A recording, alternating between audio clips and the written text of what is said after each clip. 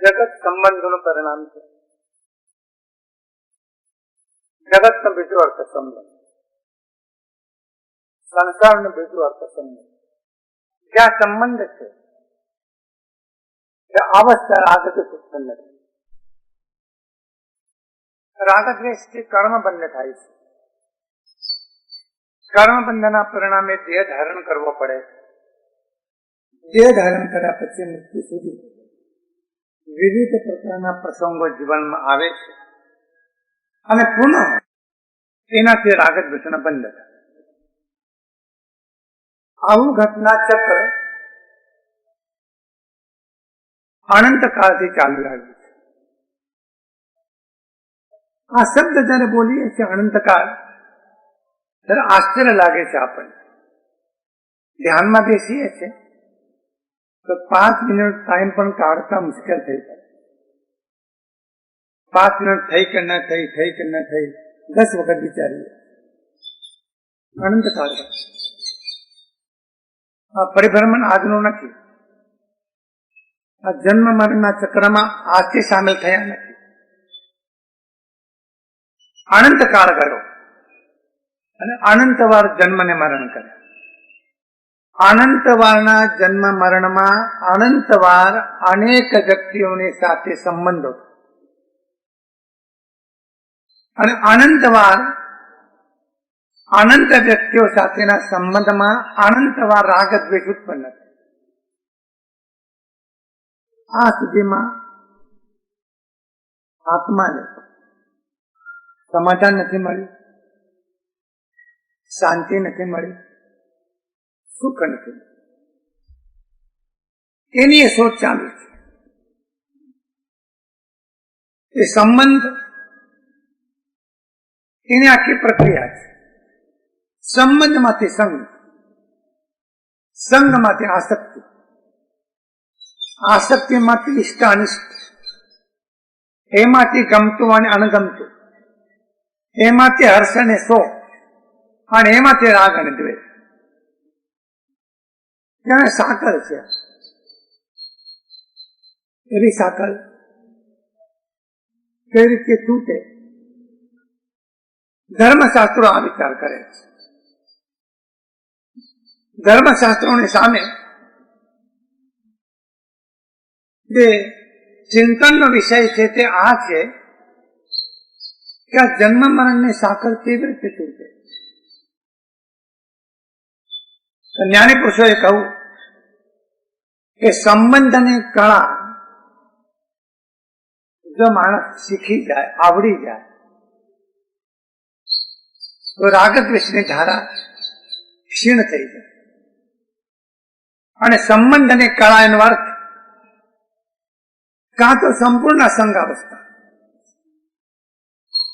સંપૂર્ણ સંગ અવસ્થા, કોઈનો સંગ નહીં.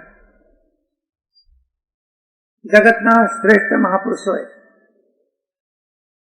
આ જ હેતુપૂર્વક સર્વસંગ પરિત્યાગ કર્યો. 28 વર્ષની ઉંમરે ભગવાન મહાવીર ઘર, રાજ્ય, સ્વજનો, કુટુંબીઓ એમને મૂકવાનો સંકલ્પ કર્યો. એમના મોટા ભાઈ નંદીવર્ધન આ સાંભળીને ક્રોધાના આંસુએ રડ્યાને વિનંતી કરી, અમારા પર એક ઘા તાજો છે. હમણાં જ માતા પિતાનું મૃત્યુ થયું છે, રાજા સિદ્ધાર્થ અને ત્રિશલા માતા. એનો ઘા રૂઝાયો નથી. તમે પણ જશો, રોકાઈ જાઓ, ન જશો. બહુ ચર્ચા પછી એમને એમ કહ્યું કે માત્ર 2 વર્ષ. કથા એ મધુર છે. 28 વર્ષની ઉંમર પછી ભગવાન મહાવીર 2 વર્ષ ફેર ગ્રસ્ત જીવનમાં. પણ એનું વર્ણન એવું છે કે 2 વર્ષ રહ્યા ખરા, પણ જાણે હાજર છે જ નહીં એ રીતે. 58 વર્ષની ઉંમર પછીના રિટાયરમેન્ટ પ્રાપ્ત કરેલા માણસોને જ્ઞાની પુરુષો સલાહ આપે છે. ખાસ કરીને 50 વર્ષની ઉંમર પછીના માણસોને સલાહ આપે છે કે તમે અગર ઘરનો ત્યાગ કરી શકો તો કરો, પણ એ શક્ય જો ન હોય તો ઘરમાં એવી રીતે રહો કે જાણે ઘરમાં છો જ. બહુ પ્લેસ ઓછો થશે, કંકાસ ઓછો થશે, મૂંઝવણ ઓછી થશે, સંતાપ નહીં થાય, કલહ નહીં થાય. ખાસ કરીને તમે અણગમતા નહીં બનો, તમારાથી કંટાળો નહીં. એટલું જ નહીં પણ તમારો નોંધ લેવાશે. ઘરમાં રહો તો સારું એમ થશે. તો એવું થાય છે કે ઘરમાં ન રહે તો સારું. આ એક રહેવાની રીત છે. ઘરમાં રહેવા છતાં ઘરમાં નથી. અનવર્થ મનનો સંન્યાસ. મનથી ગ્રસ્ત.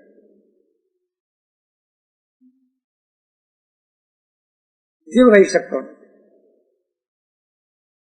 દીકરો ઘરે આવ્યો તો બાપ પૂછે બેટા શું કરી આવ્યો? દીકરો એમ કે બાપા મારા ઘરનો ના વાત તો કર. બહુ બહાર ત્યાં આવે ક્યાં જઈ આવ્યા? અને પુત્ર એમ કે સાસરી તમારે શું કામ છે? ગમે ત્યાં જઈ આવ્યા. ના વાત તો કર. પણ ઘસીને સાપ ના પાડે છે કે તમારે પૂછવાની જરૂર નથી, તો બીજી વખત પૂછવાની જરૂર શું?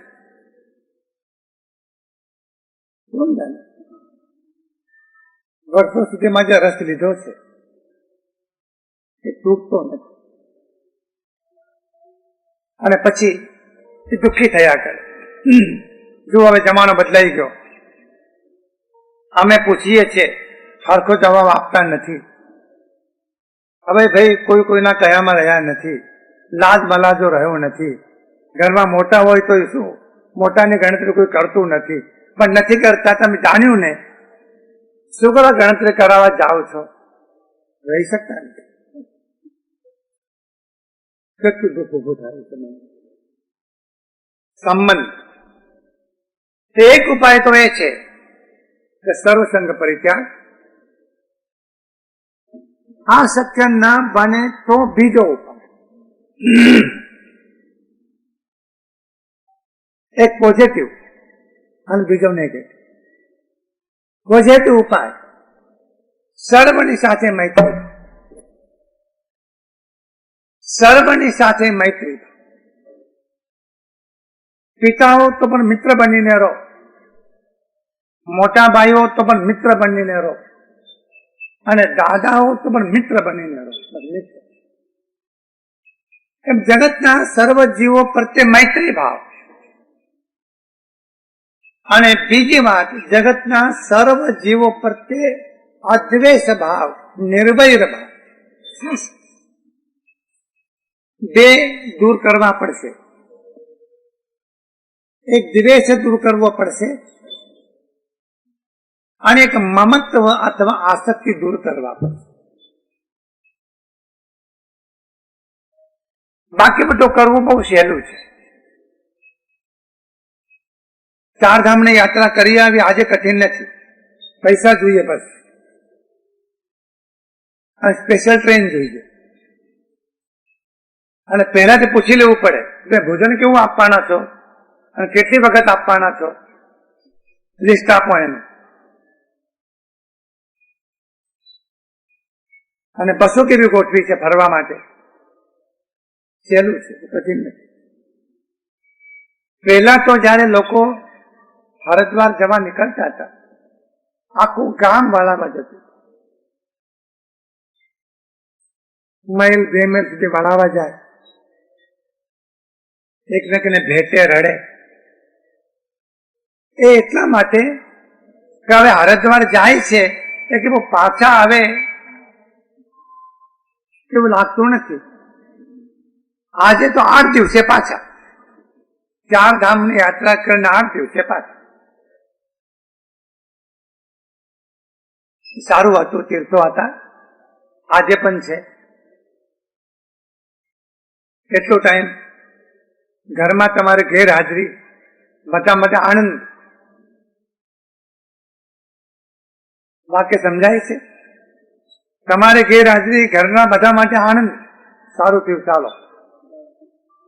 લોકોને કે છે આ તમે યાત્રા કરી આવો ને, આ સ્પેશિયલ ટ્રેન જઈ રહી છે, ઠીક રહેશે, પૈસાની ચિંતા ન કરશો, 200-500 ખર્ચા કકડાટ ઓછો થતો હોય તો સારું. ગણતરીઓ છે. દ્વેષ કાઢવો બહુ કઠિન છે. પ્રેમની વાતો કરીએ એટલે શું થઈ ગયું? પ્રેમ પ્રગટ થયો એમ. અને બીજી બાજુમાં મમત્વ, આસક્તિ ટાળવી ઘણી મુશ્કેલ. સંબંધમાં આવો નહીં, અને આવો તો આસક્તિ અને દ્વેષ થવા દેશો. આ બંનેને તમે દૂર જો રાખી શકો તો એ સંબંધમાંથી તમને આનંદ પ્રાપ્ત થશે. શક્ય નથી, સંબંધમાંથી આનંદ પ્રાપ્ત થવો શક્ય નથી. કાજળની કોઠડીમાં રહો અને કાળો ડાઘ ન પડે, શક્ય નથી. તો કોઈ કળા આવડી જાય તો કદાચ શક્ય બને. અને એવી કળાને જ્ઞાની પુરુષો અનાસક્તિની કળા કહે. અનાસક્તિમાં વૈરાગ્ય તો છે જ, પણ ભારોભાર પ્રેમ પણ છે. વૈરાગ્યનો અર્થ તિરસ્કાર નહીં, અંદરથી આસક્તિ નહીં, પણ સૌના પ્રત્યે પ્રેમ, સૌના પ્રત્યે શ્રદ્ધા. આ ત્રીજા ઉપાયનું વર્ણન રામાયણમાં છે.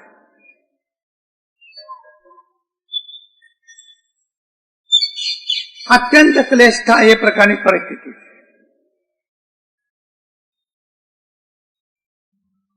રામાયણમાં જેટલા પ્રસંગો છે, પ્રસંગોમાં એક કઈ સિવાય કોઈ ક્લેશ નથી કરતો. બધાએ ક્લેશને ટાળવા માટે મથામણ કરે છે. ટાળો, ક્લેશ ટાળો. વનવાસ જવું પડે, ભલે, ક્લેશ ટાળો. રાજગતિ છોડવી પડે, ભલે, ક્લેશ ટાળો. રાજ્ય ભરતજીને આપવું પડે, ભલે, ક્લેશ ટાળો. રામાયણની ઉદ્ઘોષણા છે, તમે જીવન તો જીવો, પણ એવા સમજણ સાથે જીવો કે જીવન જીવવું છે પણ ક્લેશ વગર જીવો.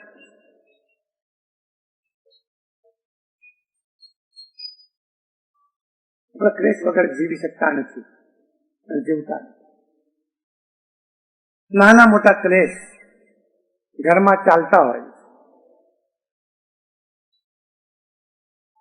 કોઈ એવા કારણો હોય કે આખું કુટુંબ છૂટું ન પડી શકે તો પરાણે ભેગા રહીએ છીએ પણ ન છૂટકે.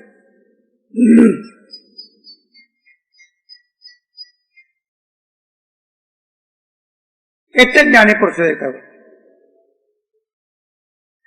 માણસાઈની સૌરભ, માણસાઈની સુગંધ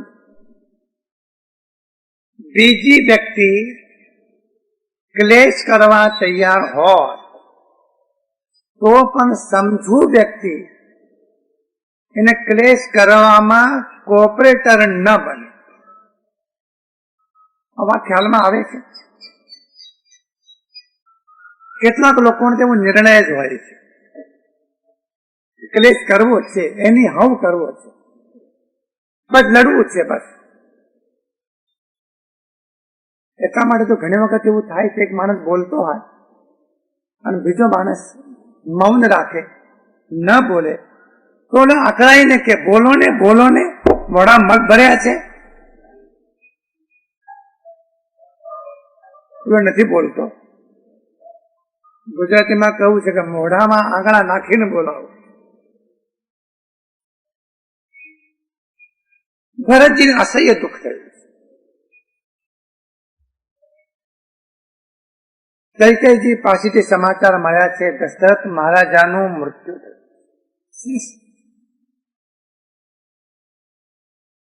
રામજી વનમાં ગયા. કૈકેયીજી આ વાત બહુ ચાવથી હિન્દી શબ્દ છે, બહુ રસથી, બહુ હર્ષથી કરી રહી છે. જેમ કોઈ મોટી ચૂંટણીમાં જીત મળી જાય અને કેવી લોકો વાત કરતા હોય છે, એટલા બધા રસથી કૈકેયીએ વાત કરી, પણ કૈકેયીને ખબર ન પડી તો કોની પાસે વાત કરું છું. કેટલું અંતર છે મા દીકરા વચ્ચે.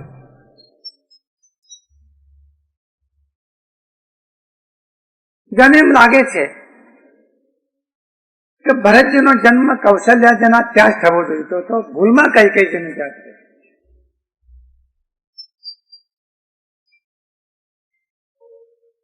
કૈકેયીજીનો રસ છે, રાજ્યનો રસ, સત્તાનો રસ. આપણો આખો ઇતિહાસ યુદ્ધોથી ભરેલો છે. ઇતિહાસકારો કહે છે કે છેલ્લા 5000 વર્ષમાં ધરતી ઉપર 5000 નાના મોટા યુદ્ધો થયા.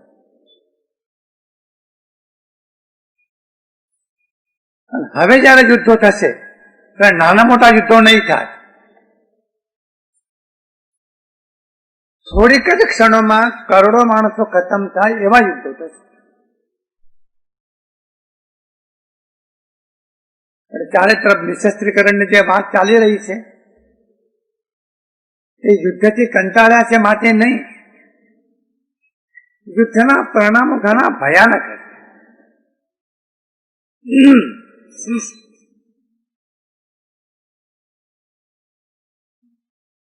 કેમ યુદ્ધો થાય છે? સત્તાનો રસ, અધિકારનો રસ.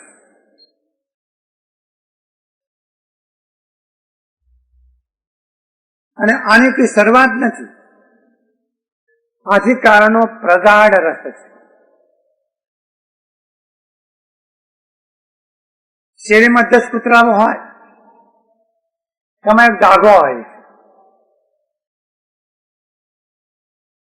એ ડાઘાની સત્તા ચાલે.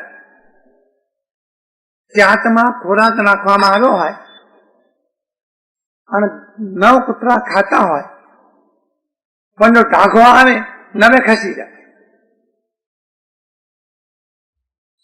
એ ડાઘો ખાય તો જોઈને ઉભા રહે.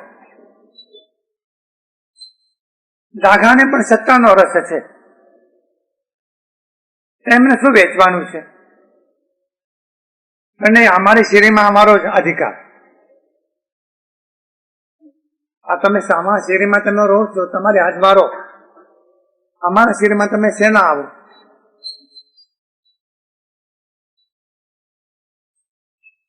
નિમ્ન તરનો રસ, નિમ્ન તરણ. ભરતજીને અત્યંત દુઃખ થયું. શત્રુઘ્નજીને ભરતજી કહે છે ચાલો. અહીં હવે ઉભા નથી રહેવું, ચર્ચા નથી કરવી, વાત નથી કરવી. દિલમાં બહુ પીડા થાય છે. ભરતજીમાં ઘણા ગુણો છે. આ એક લક્ષણ, ભરતજી મૂર્તિમંત સજ્જનતાની મૂર્તિ છે. મૂર્તિમંત સજ્જનતા. સજ્જનતાનો અર્થ એ થાય છે કે બીજાના સુખમાં જ જે રાજી છે અને કોઈના દુઃખમાં રાજી નહીં. આ સજ્જન બીજાના સુખમાં જ જે રાજી છે અને કોઈના દુઃખમાં રાજી નહીં એ સજ્જન. અણહકનું સહેલાઈથી સહેલા રસ્તે ગમે તેટલું મળતું હોય તો પણ એ જોઈતું નથી અને હકથી મેળવવા જતા તકલીફો વેઠવી પડતી હોય તો ભલે વેઠવી પડે, મને ગરીબી મંજૂર છે, મારે અમીરી જોઈતી નથી. આ સજ્જન.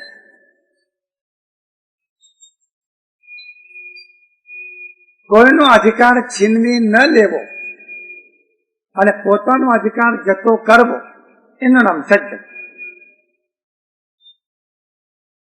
ભરતજી કૈકેયીના મહેલમાંથી કૌશલ્યાજીના મહેલ તરફ આવ્યો. અહીંથી કથાનો પ્રારંભ થયો. કૌશલ્યાજી મલિન વસ્ત્રો પરિધાન કરેલા છે. અંતરમાં બે બેઠાઓ છે. એક બેઠા એક ઘા પહેલા લાગેલો, રામજી સીતાજી લક્ષ્મણજી વનમાં ગયા ત્યારનો,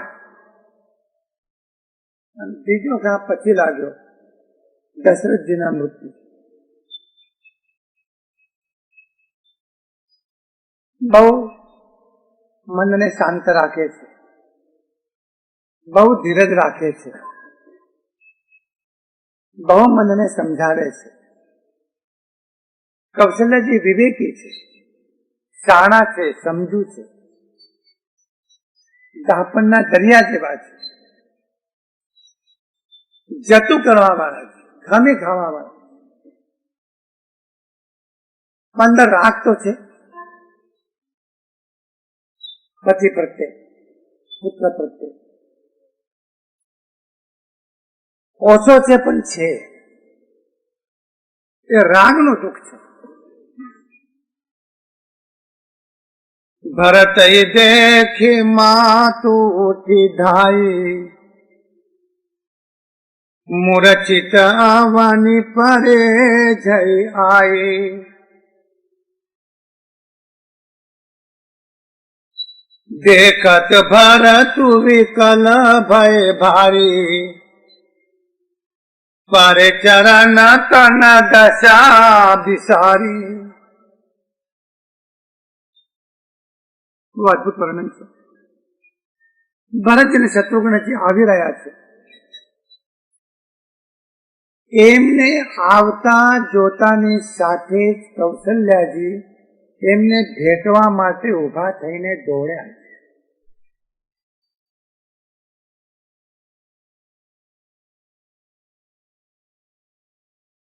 તમને કઈ વાત મનમાં સ્પષ્ટ થાય છે ખરી?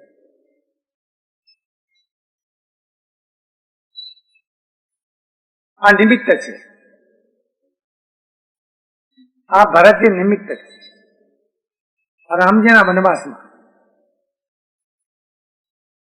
અને વનવાસ નિમિત્ત છે દશરથજીના મૃત્યુમાં. કે ભરતજી આવતા હોય અને ઉઠીને ભેટવા માટે દોડે. તમે તો એમ કહો વેવલા છે, એમને વ્યવહારનું ભાન જ નથી, નાક જ નથી એમને, એમ તમે કહી દે.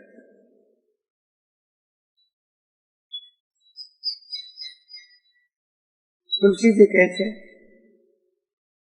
આ તો કૌશલ્યાજીના હૃદયની વાત. કેટલું કોમળ અને ઉદાર હૃદય એમને મળ્યું હશે. હૃદયમાં શેષ પણ ભરતજી પ્રત્યે ઘૃણા નહીં, શેષ પણ. આગે રાજકારણી નથી, દંભ કરે કે દેખાવ કરે. પ્રેમથી છલકતું હૈયું છે કૌશલ્યાજી પાસે. વાત્સલ્યથી છલકતું હૈયું છે કૌશલ્યાજી પાસે. દોડ્યા છે પણ વચમાં ચક્કર આવ્યા છે એટલે મૂર્છા આવી.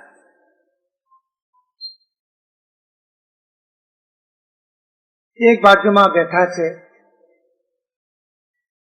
અસહ્ય વેદના છે, બીજી બાજુ વાત્સલ્યનો સાગર પણ છે.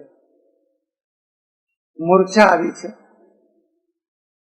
અને મૂર્છા આવવાથી પૃથ્વી ઉપર બેભાન થઈને પડી ગયા.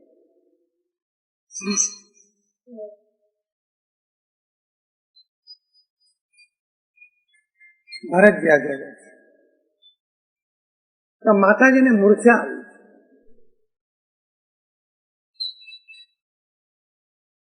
અને જોતાની સાથે જ ભરતજી પોતે ખૂબ વ્યાકુળ થયા.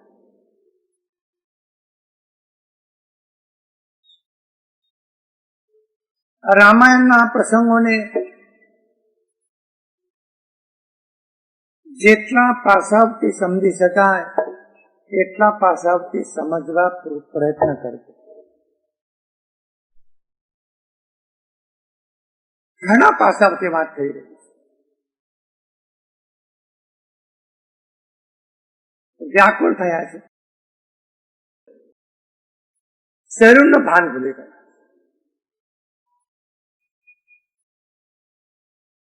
અને કૌશલ્યાજીના ચરણોમાં ભરતજી પડી ગયા.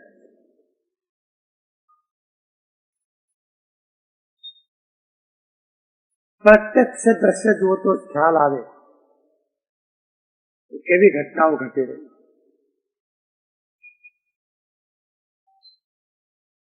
જરાક મૂર્છા ઓછી થઈ. કૌશલ્યાજી થોડા ભાનમાં આવે. ભરતજી બેઠા થયા. ગળેટૂંમો બાંધેલો છે, બોલી શકાય એવું નથી. ધીમે ધીમે બોલવાનો પ્રારંભ કર્યો.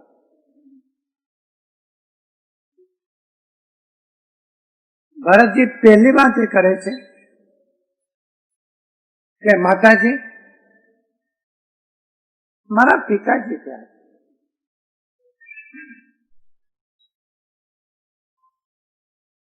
આજે તો દીકરો ઘરમાં આવે તો બાપ સામેથી બોલાવે છે, દીકરા.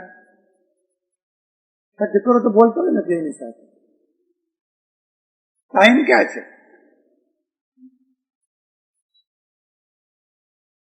આ બધા અનુભવો તમે કરી રહ્યા છો. તમારા ધૈર્યને પણ ધન્યવાદ છે.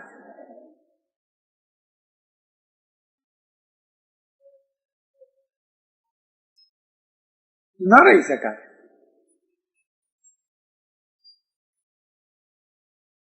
ઘણા વૃદ્ધો કહેતા હોય છે, દીકરાઓને સામેથી બોલાવીએ છીએ, બોલતા નથી. પૂછવાની વાત તો દૂર છે. પિતાજી ક્યાં છે? અને પછી પૂછે છે કે સીતાજી અને મારા બંને વડીલ બંધુઓ રામજી ને લખનજી ક્યાં છે? એમને મને બતાવો. ભરતજી જાણીને આવ્યા છે કૈકેયીજી પાસે. વિગતો જાણીને આવ્યા છે. જે બીના બની છે એ બીનાને જાણીને આવ્યા છે. કૌશલ્યજાને મોઢેથી એને વિગત સાંભળવી છે. પહેલી વાત, કૌશલ્યાજી કહેશે ખરા, પણ એક પણ કડવો શબ્દ એમના મુખમાંથી આવતો નથી.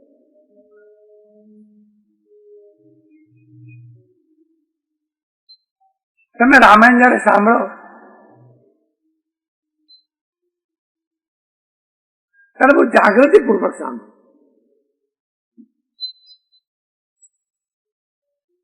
આટલા મોટા ભીષણ પ્રસંગો ગુજરી રહ્યા છે. કૌશલ્યાજીના મોઢામાં એક પણ કડવો શબ્દ નથી, અને આપણી પાસે કડવા શબ્દો સિવાય બીજા કોઈ શબ્દો નથી. લીમડો તો સારો આપણા કરતા, એટલા બધા કડવા આપણે છીએ.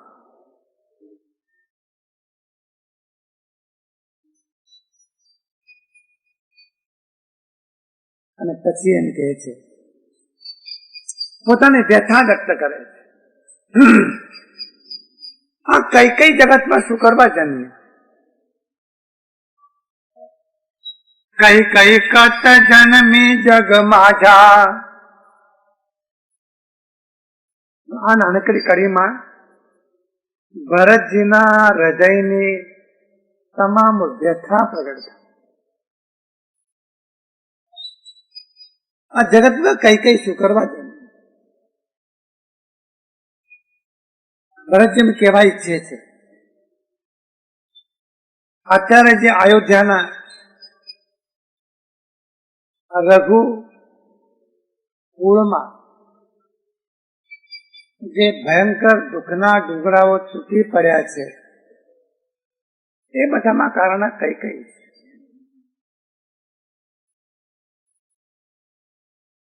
અને પછી એમ કે જન્મી તો ભલે જન્મી, અને વાંઝની કેમ ન રહી?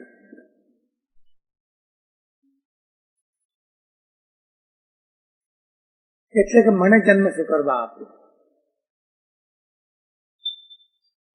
જાણ્યું કે ભૂલ થઈ ગઈ છે, જાણ્યું કે ભૂલ થઈ ગઈ છે. કઈ કઈ જન્મવું નતું, અને જન્મી તો મને જન્મ આપવો નતો. સંતો એમ કે છે, આ તો કઈ કઈ હાથની વાત નથી ને ભરતજીના હાથની પણ વાત નથી.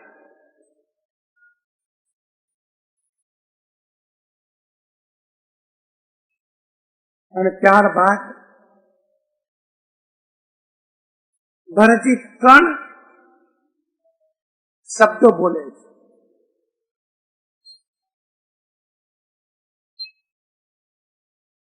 છે. કઈ માટે નથી બોલતા, પોતા માટે બોલે. આ મહાપુરુષો એવા છે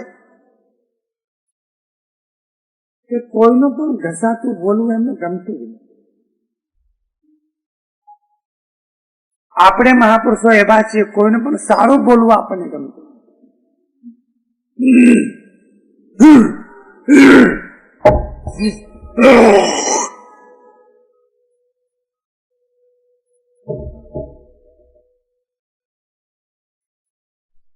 કુલ કલંક જે જન્મે મોહી, આપ જસ ભાજન પ્રિયજન દ્રોહી. કો ત્રિભુવન મોહી સરસય ભાગી, ગતિ અસી તોરી માં તુજે હી લાગી.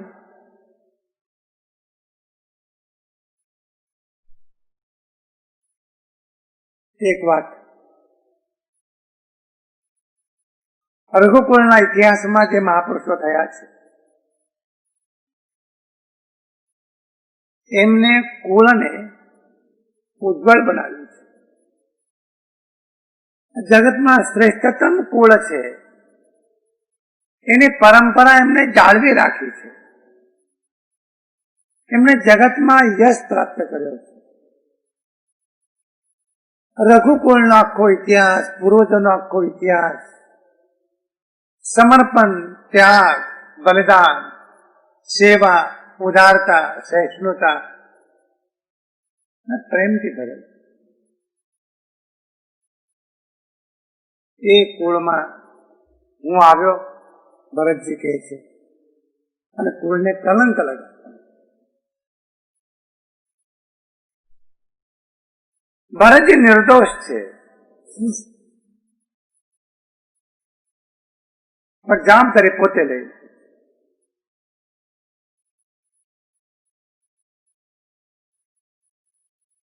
બીજું સૂત્ર કહે છે કે અપયશનું પાત્ર.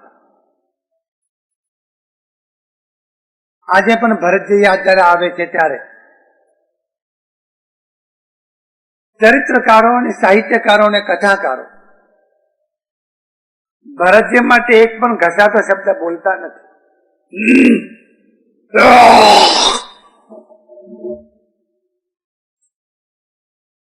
બોલવા જેવો પણ નથી. ભરતજી એમ કહે છે અપયશનું પાત્ર હું. અને ત્રીજી વાત, પ્રિયજનોનો દ્રોહ મેં કર્યો. એમને નથી કર્યો પણ પોતે માને.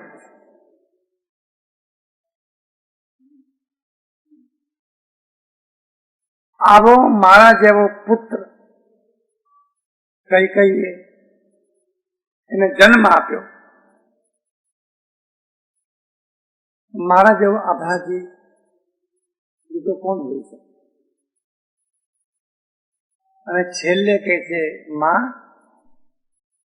આ તમારી જે અત્યારે દશા હું જોઉં છું, તમારી કૌશલ્યાજીની જે અત્યારે હું દશા જોઉં છું, મારા કારણે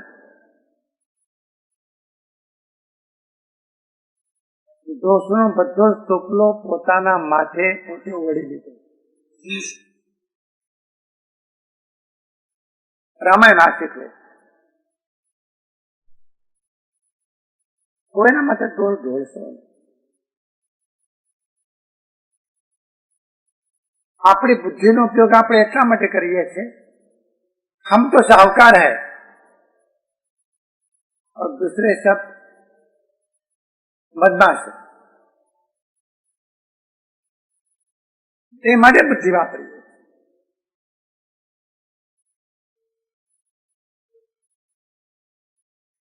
પિતાજી તો સ્વર્ગમાં છે, ભરતજી કહે છે.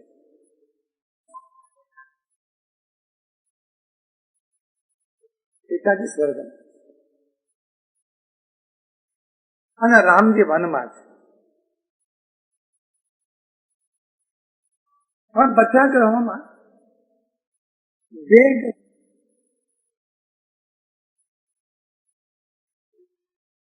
સાંભળ્યા પછી કૌશલ્યાજીને શું થઈ જશે? રામાયણની આ ખૂબી છે, આ મહાન આત્માઓની આ ખૂબી છે. જાણે એમ લાગે છે કૌશલ્યાજીમાં દોષ દ્રષ્ટિ જ નથી. દોષ દ્રષ્ટિ જ નથી. એમને ભરતજી ક્યાંય પણ દોષિત નથી લાગતું.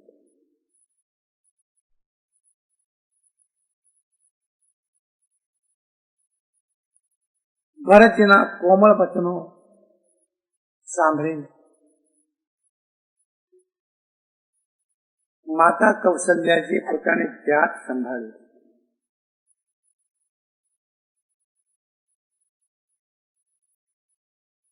એ સભાન થાય. મૂર્છા તો આવી,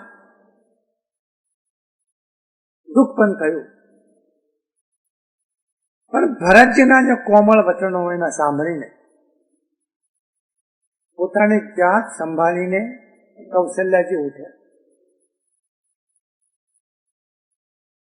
ઉઠીને ભરતજીને ઉભા કર્યા. ભરતજીને ઉભા કરીને પ્રેમપૂર્વક છાતી સરસા ભરતજીને ચાપી દીધું. આટલું કરતા કરતા આંખમાં આંસુ આવ્યું. આ કોઈ અભિનય નથી, એક્ટિંગ નથી.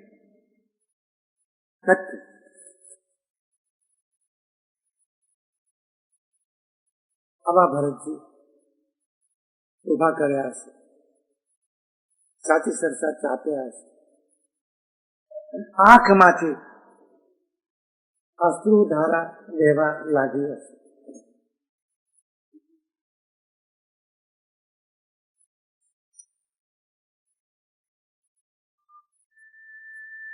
तुलसी जी कहे छे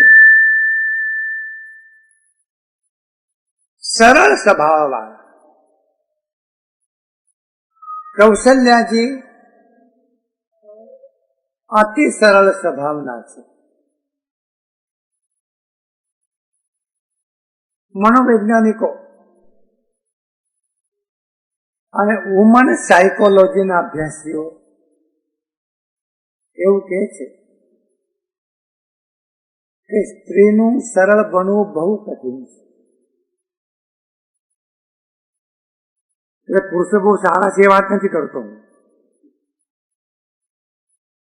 પણ એનું મૂળ કોન્સ્ટિટ્યુશન બંધારણ એવું છે કે થોડું કપટ એનામાં આવી જાય.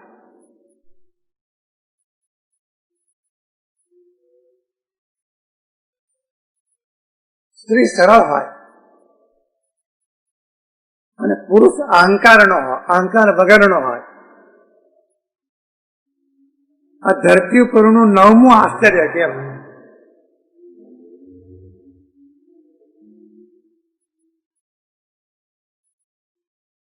પુરુષો પણ કપટી હોય છે, એમાં ના નહીં.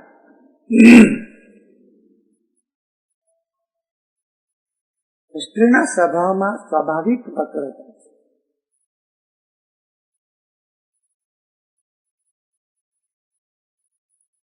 કૌશલ્ય છે સરળ સ્વભાવના.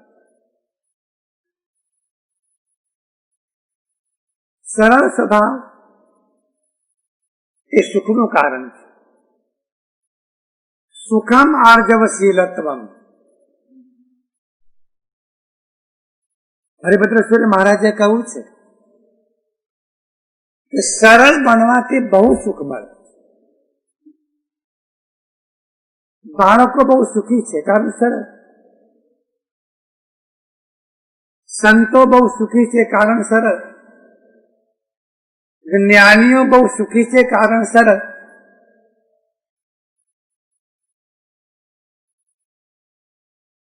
વાંકા પડ્યા કે દુઃખની શરૂઆત,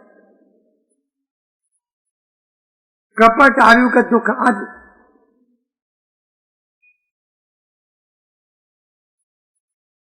સરળ સ્વભાવ વાળા કૈકેયીજી ખૂબ પ્રેમથી ભરતજીને છાતી સરસા ચાપીને ઉભા છે. જુઓ આ તુલસીજીનું પૃથ્થકરણ કેવું છે. તે વખતે જાણે શ્રી રામજી જ પાછા આવી ગયા હોય એવો અનુભવ કૌશલ્યાજી કરે. અંગ્રેજીનો ભારે કમ શબ્દ ફિલિંગ,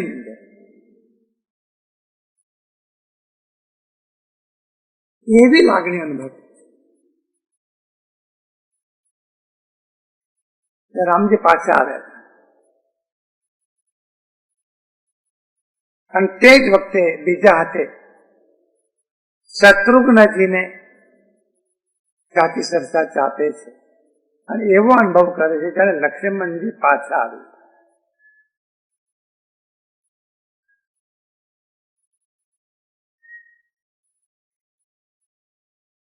થોડુંક શાક વધારે કે ઓછું થાય તો ઘરમાં કજિયો કરે છે લોકો,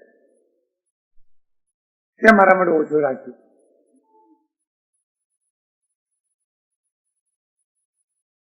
થોડીક દાળ ઓછી વત્તી થઈ જાય તો કજિયો કરે છે. અને આડોશી પાડોશીઓને ખબર પડે કે કજિયો કેમ થયો, થોડીક દાળ માટે, તો ઓલા કે છે કે અમારા ઘરે તો લઈ જવી હતી ને. આવો અભાગ્યો જીવ પ્રેમની શેની વાત કરે છે.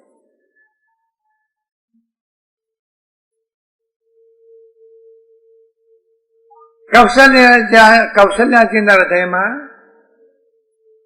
એક બાજુ હૃદયમાં શોક સમાતો નથી અને બીજી બાજુ હૃદયમાં સ્નેહ સમાતો.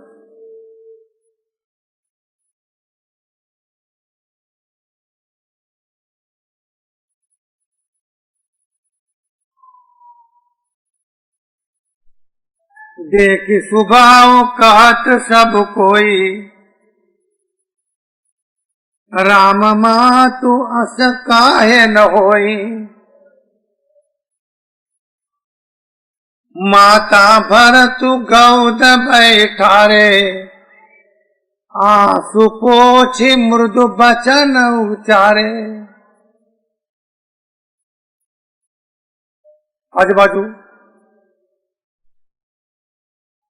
રાજમહેલના બીજા પણ સ્વજનો સંબંધીઓ છે,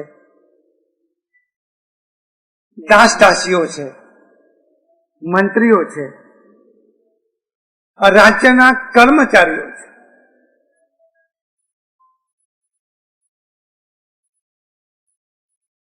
કૌશલ્યાજીનો સ્વભાવ જોઈને બધા જેમ કહી રહ્યા છે કે આ કૌશલ્યાજીનો સ્વભાવ આવો શું કરવા ન હોય, કારણ એ તો રામજીના માતા છે.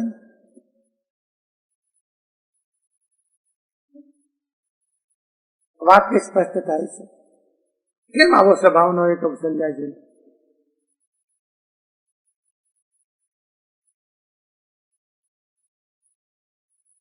ભરતજીને ગોદમાં બેસાડ્યા છે. આ કે પિન્ટુ નથી, નાના નાના ભરતજી શત્રુઘ્નજી મોટી ઉંમરના છે, ગોદમાં બેસાડ્યા છે. સાડીના છેડાથી પાલો બનાવીને ભરતજીના અને શત્રુઘ્નજીના આંખના આંસુ લૂછે. હજુ બોલવાની શરૂઆત નથી કરી.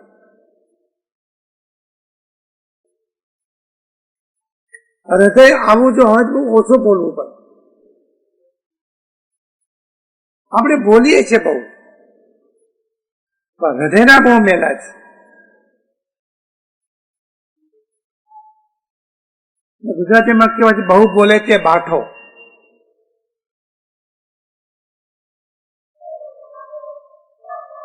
કૌશલ્યાજી કહે છે કે વત્સ, હૃદયપૂર્વક હું તમને આશીર્વાદ આપું છું.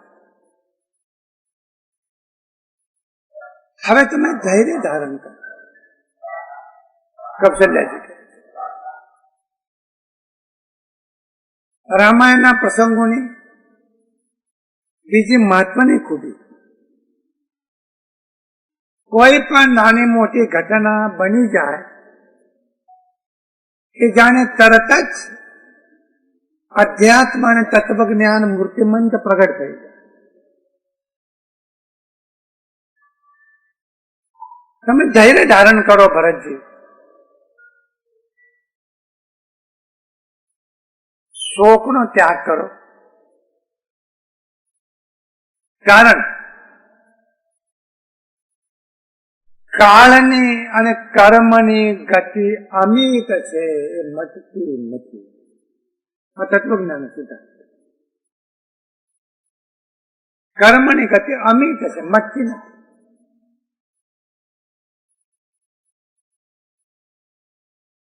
એટલે કાળની ગતિ અમિત છે. કાળે શું ધાર્યું છે શું કહેવાય?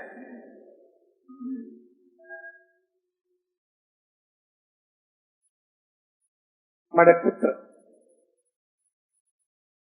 તમે કૈકેયીજીને પણ દોષ ના આપો.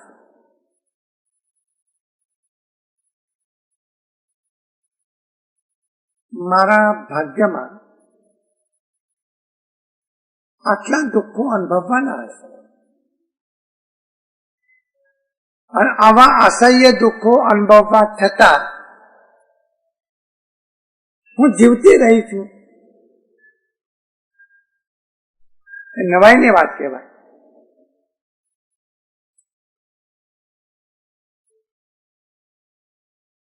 એટલે હજુ પણ કોણ જાણે છે કે મારા અંતરમાં શું થાય?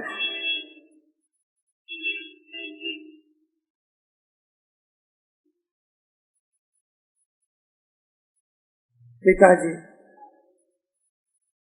ની આજ્ઞાથી રઘુવર આભૂષણ વસ્ત્રનો ત્યાગ કરીને વનમાં ગયા તો પણ ભરતજી રામજીને કોઈ વિષાદ નતો થયો અને હર્ષ પણ નતો. એમનું મુખ પ્રસન્ન હતું. એમના મનમાં આસક્તિ પણ નથી અને એમને કોઈના પ્રત્યે રોષ પણ નથી. કૌશલ્યજી વાત કરે છે રામજીમાં, ન મનમાં આસક્તિ,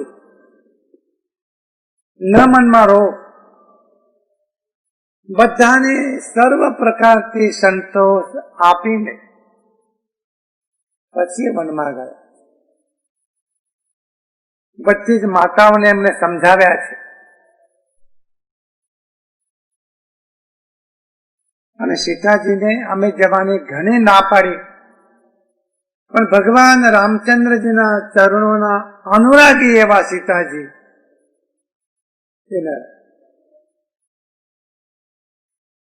લક્ષ્મણજી પણ સાથે ગયા. એમને ના પાડવા માટે રામજીએ ઘણી બધી મથામણ કરી,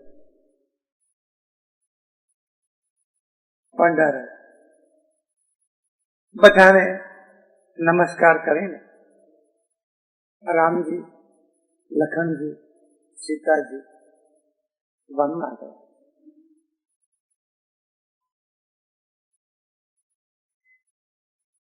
અને વનમાં જયારે ગયા તો સાથે કોઈ નહીં, એકલા જ ગયા અને સાથે કશું લઈ પણ ના ગયા.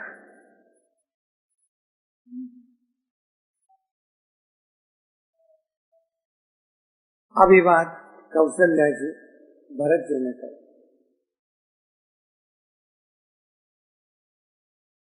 હવે ભરતજી થોડી સ્પષ્ટતા કરે, જરૂર નથી પણ છતાં ભરતજી સ્પષ્ટતા કરે. અને ભરતજી એમ કહેવાના છે કે માતાજી, આપ મારી પાસે ખુલાસો માંગતા નથી, હું મારા તરફથી સ્પષ્ટતા કરું છું કે કૈકેયીજીએ જ્યાં રાજગાદીની માગણી મારા માટે કરી એમાં મારો કોઈ પણ જાતનો દોષ નથી. અને હવે ભરતજી બોલવાનો પ્રારંભ કરે. આવતા રવિવારે આ સૂત્રોની ચર્ચા કરે. 8-10 સૂત્રો ભરતજી બોલ્યા છે. 8-10 સૂત્રો.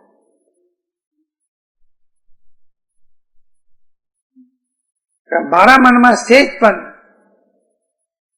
જો રાજગાદાની આકાંક્ષા જો હોય તો આવું પાપ મને લાગે. એટલે 8-10 ચોપાઈઓ ભરતજી બોલ્યા. આવતા રવિવારે વિચાર કરીશું.